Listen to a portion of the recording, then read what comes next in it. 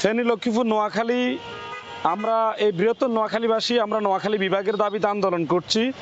আমাদের নোয়াখালী বিভাগের আন্দোলনে আমাদের 1 কোটি 1.25 কোটি নোয়াখালী আমরা যেখানে মিলেমিশে একাকার, সেখানে আমরা দেখেছি আমরা সরকারের কাছে দাবি দিয়েছিলাম, কিন্তু কিছু কিছু মানুষ আমাদেরকে না বুঝে তারা আমাদের বিভিন্ন গাড়ি, বিভিন্ন জায়গায় অ্যাম্বুলেন্স, বিভিন্ন জায়গায় হামলা করেছে। কিন্তু আমরা করার পরেও আমরা তাদের প্রতি সংবেদনশীল এই জায়গায় যে যেন তাদের কপালে হেদায়েতটা নসিব হয়।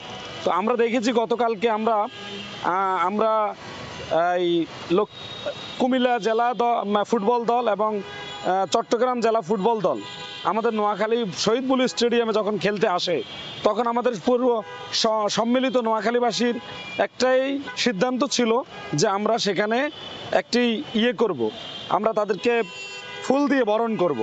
সেজন্য আমাদেরকে মানে রাজনৈতিক সামাজিক ব্যক্তিবর্গ, সাংবাদিকরা মিলে তাদেরকে ফুল দিয়ে বরণ করেছে।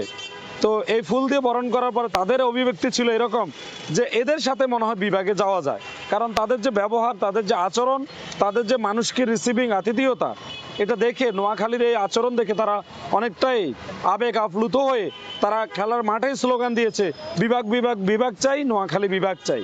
তো আমরা বলতে চাই যে আপনি আমাকে কাটা দিবেন, আমরা আপনাকে ফুল দিব। আপনি আমাকে মানে সালাম দিতে ভুল করবেন, নোয়াখালীবাসী আপনাকে সালাম দিবে।